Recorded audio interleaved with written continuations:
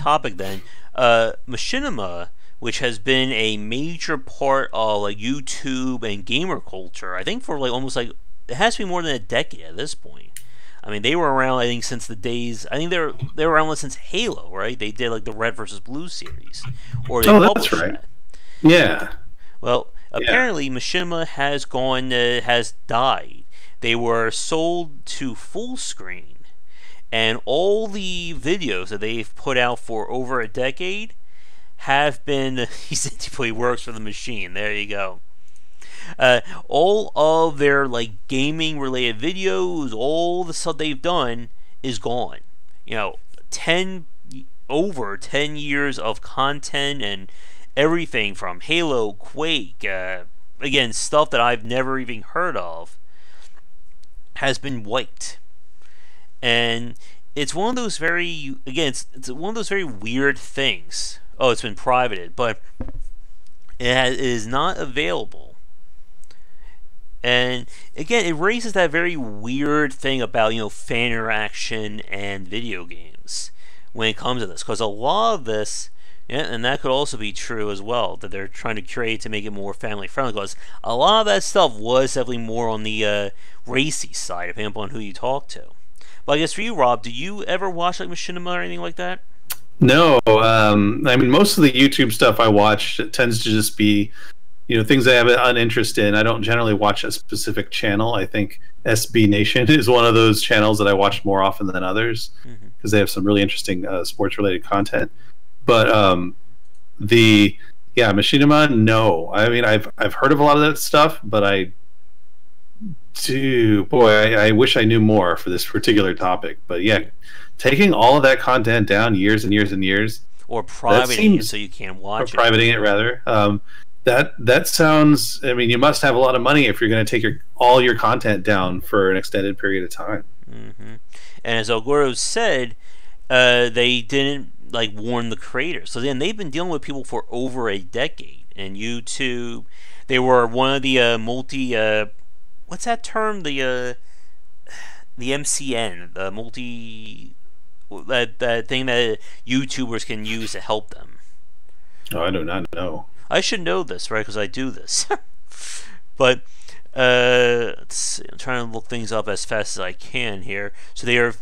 It looks like this past year they were integrated into Warner Brothers. They were kind of like bought out. Oh, multi-channel network. That's what it's called. Okay. And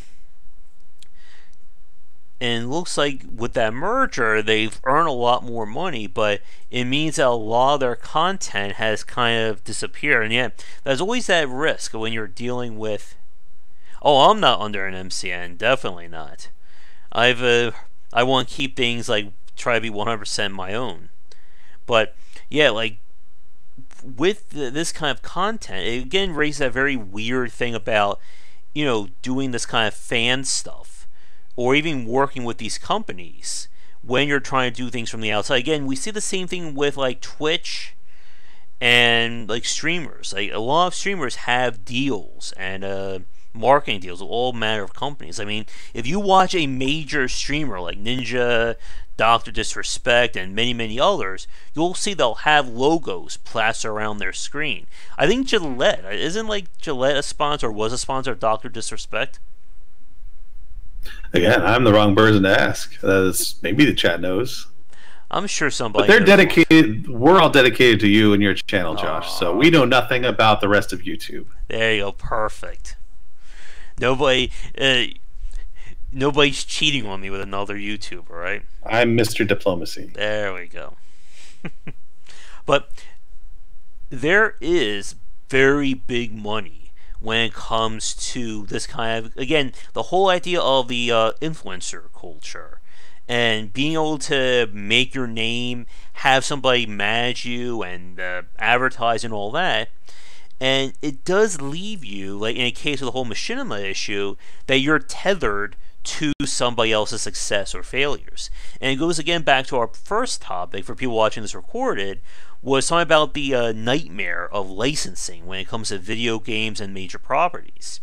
That you may be a very popular streamer or a very popular YouTuber, But if you're signed on to a company and they either A, want to change who you are, or B, they go out of business, what happens to you in that case? Yeah, I don't know how contracts would work there, because I imagine, especially in the business you're in, the YouTube like streaming industry, media creation, content creation, when you do join with a larger entity, I mean, you're going to sign a contract, and I have no. I mean, I don't. The only contracts I know about are in the games world, but in the world of multimedia content creation, where it's all individuals and nobody else involved, you're just producing your own show, maybe with a friend. But what kind of a contract is offered there? And yeah, how strict is it? Do you have any leeway? Are you able to opt out if they get bought? If they go under, of course, I mean, you can still have your own thing, unless somehow they manage to sell the rights to you. Are they able to do that? I mean, if you're in content creation, one of the most competitive fields that I can even imagine these days, like, you're probably more willing to sell or sign a contract like that just to get a little bit of marketing money. So yeah, I can't imagine that wouldn't negatively affect a huge number of people, especially if that content is down right now for what I can only imagine is a complete legal sweep. If they're under a big company like that. That sounds exactly what must be going on. Like, they're examining every bit of content for legal ramifications. Anytime a product is used on the stream, anytime another product is mentioned on the stream, anytime someone has another marketing deal and they want to advertise, anytime you have a named person on there who has to sign a release, like, I can't imagine the nightmare that has to be. And it just makes me wonder, like, what other stuff on YouTube is going to start following suit if that is indeed going to be a trend. Yeah. And that, again, leads into that greater discussion about what is and isn't considered acceptable on these kinds of platforms. Because as we said, there is big money involved. Being on Twitch, being on YouTube. The people who do get to those big levels, again, your Ninjas, your PewDiePies, etc., there is a lot of money being thrown around. And as you just said there, Rob, like, when it comes to this, like, these companies are becoming a lot more, paranoid about, these content creators. Because as you said, a lot of the creators that we've seen, they came from nowhere. They just showed up, they started doing a job, and then through that, they become these big names. Again, PewDiePie didn't get like 800 million subscribers on day one. But what happens, of course, as you said, is that as you start building up that resume and that portfolio, you never know what that person has done in the past or will do. There is that whole scandal, 2017, I want to say, with that creator, JonTron, who went on, I think it was either a homophobic or a xenophobic rant, and a lot of people turned away from him. The whole, PewDiePie's multiple scandals as well with that. And, like, he's lost some subscribers, he's lost some advertisers. And it's been getting to that point of, it's very hard to know, like, where those lines are, and even, like, how much control do you really have over your content. Because a lot of people these days are yelling at YouTube about, how dare you demonetize my video, because I say, again, if I start saying some of the examples, I'll get in trouble as well. And again, as we've said many times over, money really changes things when we have these discussions. Yeah, it does. And that is one of the things that I've always worried about with Steam. Same with YouTube, same with Twitch, is, you're completely at their mercy more than anybody else. Like, if YouTube just decide, what, we're going entirely E for everyone, no swearing, like nothing, you can't do any of that or you're gone. That would break the entire internet probably. That's not going to happen, but it's an example of something that could happen. Google being who they are, they could just be like, what, we're done with this YouTube thing we've been doing. With scandals and all that. Or just, they just close that branch of Google and move on to something else. Maybe they're just doing an all VR thing now, and they just decide no longer to support YouTube and let it kind of die off. And for Twitch, Amazon's an equally big company, and they could always just be like, what, this whole Twitch thing isn't working out for us. We're just not making enough money. We're going to get rid of it. Like, you can't We'll say have to anything about be that. like VR avatars in order Yeah. to do this for the future. Yeah, I mean, it's you are more at the mercy of those guys than anybody. It's Mm-hmm. like I mean, in terms of turning away viewers, I mean that's you. I mean, you control that 100%. But with regards to your content being left or taken away, I mean, ultimately it's Google. Ultimately, it's Amazon Yeah. that controls your fate. Mm-hmm. And yeah, and this is what we said before, that YouTube, no matter what people say, or Twitch, it's not a job. Like, this is not a 9 to 5 job. This is not guaranteed money. And a lot of people who think about doing this as a full-time gig don't understand that. Like, I know, I fully understand that. That's why I do the book, that's why I do presentations as well. But there are people who think that, I go on YouTube, if I do this, 8 hours a day, I'm going to be rich, and I don't have to worry about it. I'll get a big name sponsor. We'll have 27 like advertisements behind me, and then I don't have to worry about money. But Yeah. as you said, Rob, like, you are locked to a lot of stuff. Locked to a lot of people if you're trying to get to that point. And I don't know. It's one of those very hard things to really like look at. Like I know like Ninja has been like one of those very weird cases for a lot of people.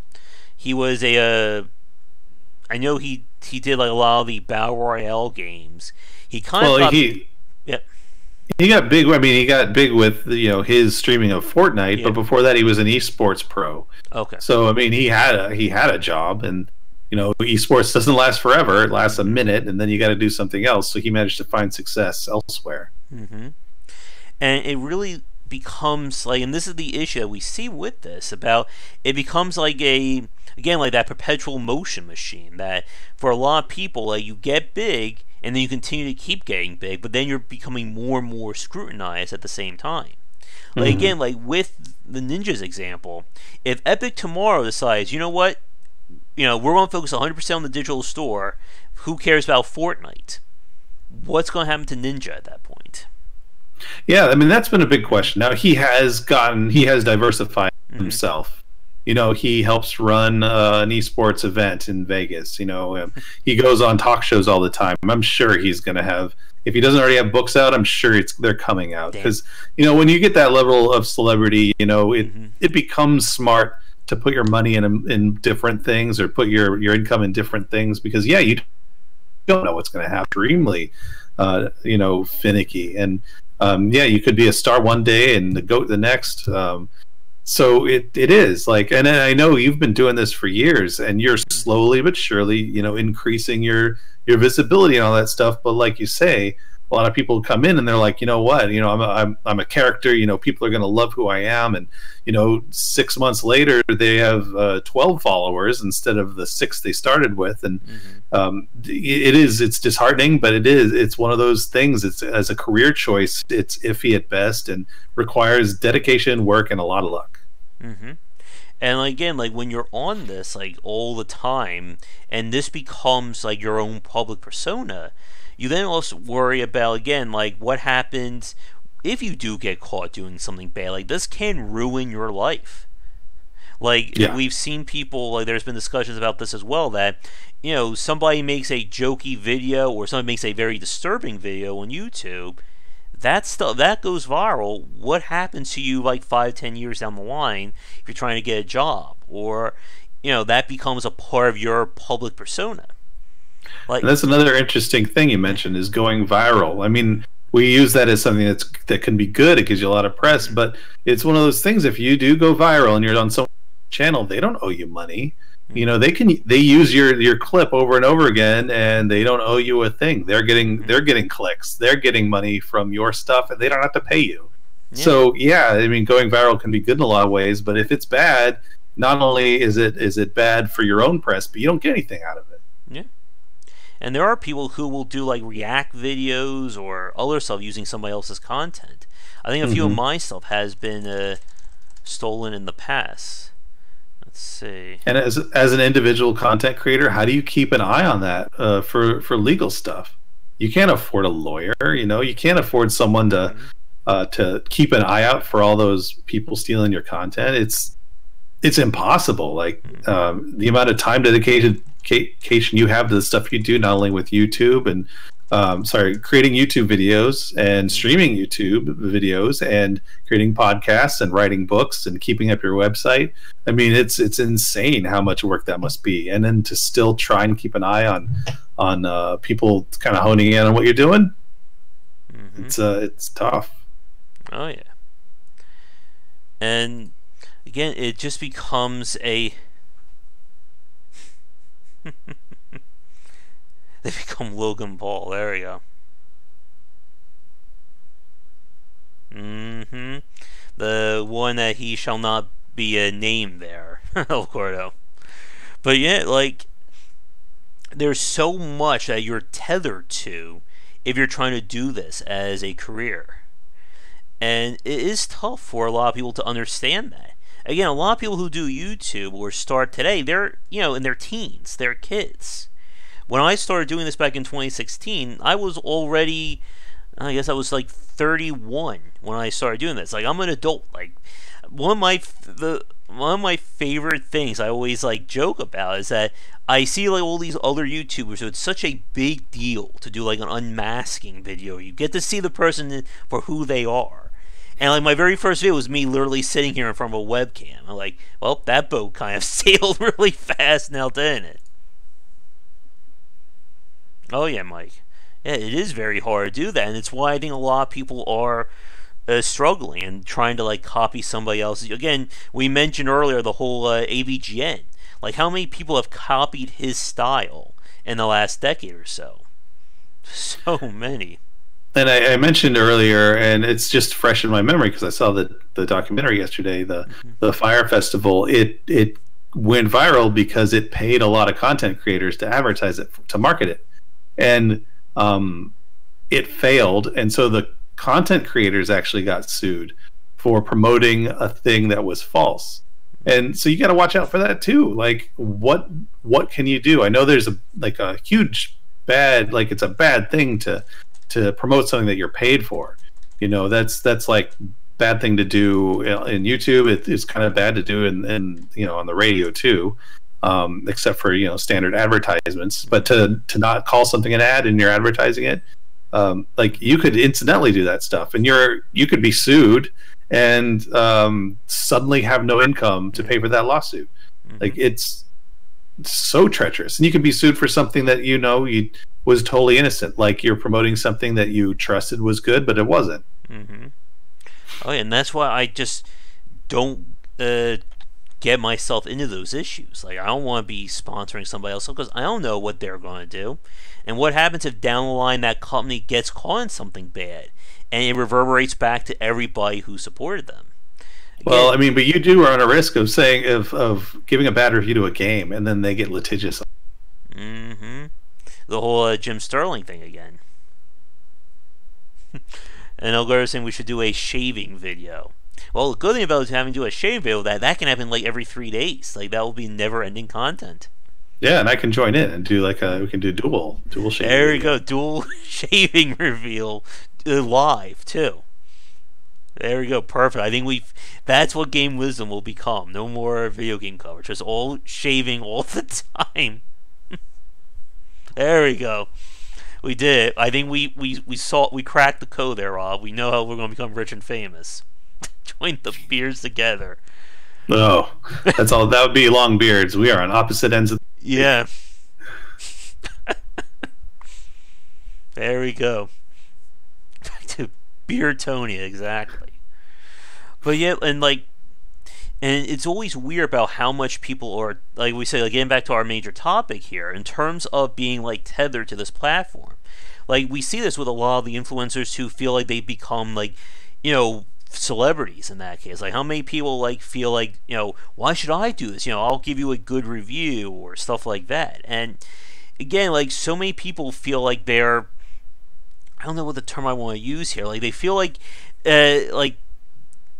all this is like this huge deal that matters. Like, it's that joke that everything that matters in your life happens in high school.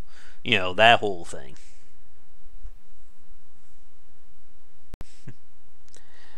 Yeah, I keep going back to the like the term they used in the documentary was influence, and that's another mm, weird thing because basically you're popular for whatever reason, and now what you say influences a whole bunch of people, and like I don't know how that happens. You know, I mean, you got Instagram models who, you know, that's a weird job unto itself, or career path, I should say. mm-hmm.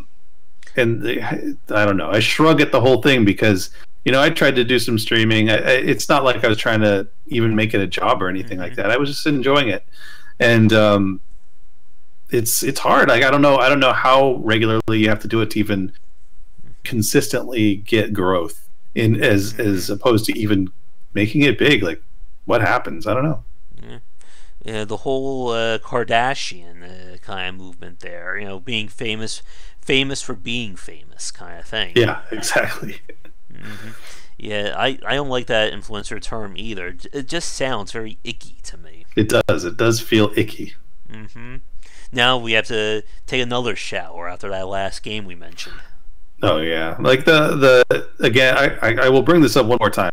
Hold myself off the Fire Festival thing. I suggest people watch it because it comments on this exact thing. It's basically a business that wants to be popular, so it makes it look like it's better than itself, and it uses these people who make themselves look better than themselves. And it's just watching this train wreck of all the people who deserve to be in a train wreck, and it's satisfying and it makes you feel bad at the exact same time because it really is. It's this magical moment where something where someone got caught doing something heinous in the most public of possible ways. So if you don't remember the event happening, check it out. It kind of wraps up what we're saying in a weird way. And I think ultimately, I think this will be my final point because we are, let me see, yeah, we're past the 2 hour mark here, so we'll wrap up the next few minutes. Like, to bring this all back to Machinima, and again, being like big on YouTube or Twitch, it again raises a question about just how much does this like matter in your life in a sense. Like being big on YouTube or being on Twitch, does that lead to something? I think for a lot of people, they don't think about what goes beyond this. They just think YouTube equals money, I'm set for life. And I think one of these that we're going to probably be hearing more and more of is just, you know, what does it mean? Like, do you see like anyone doing this just strictly YouTube, just strictly Twitch, like as like a 10 to 15 year career? Like, do you think like that's even like feasible? I mean, that's tough to answer. I feel like there are some people who've been around for 10 years, maybe. And by some, I mean you could count them on the fingers of one hand. But like, I don't. I would just kind of hesitate to say yes at all. You know, there will be those people who are just a small handful who are famous from YouTube, who stay on YouTube, and that is their entire career and how they make their money. And they will be that glowing representation of all the things people are trying to achieve that is not achievable. So it's just this weird kind of holy grail that just it doesn't exist, and it's impossible, and yet people go for it anyway. It's, you know, like the idea that it's the akin to like hitting it big at a casino. You know, everybody can be the next big winner, but again, you can count on one hand how many people actually hit that jackpot. Yeah, absolutely. And then, yeah, to get kind of tied back to Machinima, yeah, you're not in control of your own destiny there, and you know that's just kind of it. If the server you're on goes down for an extended period of time, you might have already been forgotten by the time you come back. So it's tough. I don't know how people strive to do it. I don't know how people accomplish it and keep it going. Yeah, I am very impressed by how you do it, Josh, because you have been smart enough to diversify your media output. Not many people make that same smart choice. And what was the name of the documentary Draken wanted to know?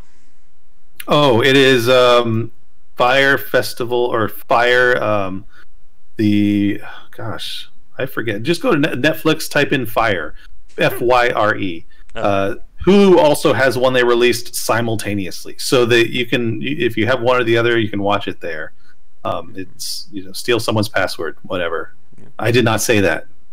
You will be, don't take down Josh's video for that. Oh, between the hentai porn and now copyright stealing, this video is going to be dead very quickly. But yeah, sorry, apology.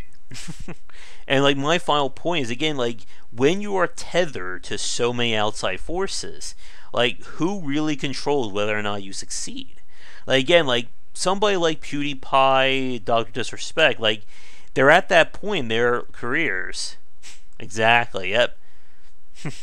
They're at that point in their careers that they can make anything and will earn the money. Like PewDiePie can make a 20-second video and it will probably have at least like 30,000 things or 30,000 views almost immediately. Doesn't matter what it is, doesn't matter what he's talking about. But like when you're at that point, again, like how do you keep going? Like what do you do? Like you become synonymous with your own brand. Like I don't know his full name there. There we go. His real name, PewDiePie's name, but I could not imagine him getting a regular job at this point. Like never. Like with his reputation, with his name, like would anyone really want to hire him? Yeah, and basically you've taken your future in your own hands, and well, not in your own hands. You've taken your future, you've kind of stapled it. If you like, what kind of job are you going to be able to get besides in marketing for another company? And that's mostly social media, and it's probably going to be entry level unless you're very good at selling yourself, which I guess most of them would be. But that's why you got to write books. That's why you got to go do other things. You can't stick to the one thing. Video. Start a shaving video. Mm-hmm. And yeah, and that's one of the weird things again with a lot of YouTubers who do have like that very polarizing or very toxic content, that you know, like that's why they hide themselves. That's why they use avatars or they don't show themselves, because again they know that if someone saw their real face, you know, their regular job is done. Like if you do like a 10-minute video about how you hate you know, SJWs and it's transphobic or anything like that, you're not going to be getting a job in a daily in the public sector at that point. Yeah, and for J Fudge, the reason why PewDiePie might do that, and I'm not saying he's gonna, I'm not saying that that's something he would do. I don't think Josh is either, but he doesn't control his destiny in terms of his video persona. So if that gets canceled, if YouTube says no more, then he loses his income, his primary income, and then that forces you to kind of weigh your options. Mm-hmm. Yep. And again, it's becoming very easy for people to lose that. Like how many? Again, I don't try to keep track of the YouTube drama, but I'm sure there are plenty of videos out there of people who have cost themselves on this. And once you do that, and that's kind of again like this will be the final point there, that when you are on the internet like this, when you do something wrong or something gets caught, that spreads everywhere. Like it doesn't just disappear. It's the Streisand. I can't pronounce her last name right now. Streisand. Barbara Streisand. Yeah, the Streisand effect times like 20 billion, essentially. And I would say there is no YouTube competitor, because no one has Google money except Apple and possibly Amazon. So yeah, he's not going to be knocking YouTube off anytime soon. Mm-hmm. And again, like a lot of like little people do hate. Yeah, there you go. I agree, Mike. I strive for that. I would love for that to happen. The Rob effect. Of course, it could be a bad thing, so maybe never mind. Mm-hmm. Right. But yeah, like you never like again like the little people, they look at people like PewDiePie, Markiplier, Dr. Disrespect, and all those other people, and they think I can be like that at some point. But again, it goes back. We somehow ties back into the game industry. You can't just chase the big name person, because you will never be that person, especially if they're still doing it. Nobody's going to be the next World of Warcraft if World of Warcraft is still bringing in millions of dollars a month. Mm-hmm. Yeah, no, it's, and we've certainly discussed that particular genre stuff. Doing a homer, yeah.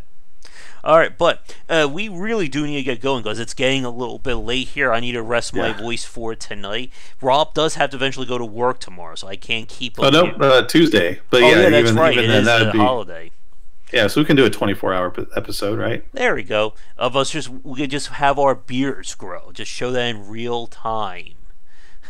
Over the course. But thank you everybody, new or old, watching this live or recorded. Again, if you'd like to join our discussions on design, you'll find the Discord channel link down below. Again, anyone who donates or pledges $25 or more before the end of February will get acknowledged in my second book. The first book is, of course, still available for purchase. I'll be back tonight around 9:30 for our stream of something. Live beard growing stream. That will be it. That will be for the next 24 hours. Just me going like this. And you can just watch it in real time. Slowly but surely come in. But Rob and I will be back next Sunday, probably around 3:30, 4 o'clock EDT. And there are plenty of live developer casts coming out. So I'll be making announcement videos for them. But Rob, thank you again for coming on. I know we went especially long tonight. Oh yeah. It's always fun though. Alright. But, again, thanks everybody for joining in. If you'd like to get this ad-free and uncut without all my weird cuts in between, be sure to check out patreon.com/Josh Bycer. But that's it for now. Have a great night, and we'll see you guys next time. Take care.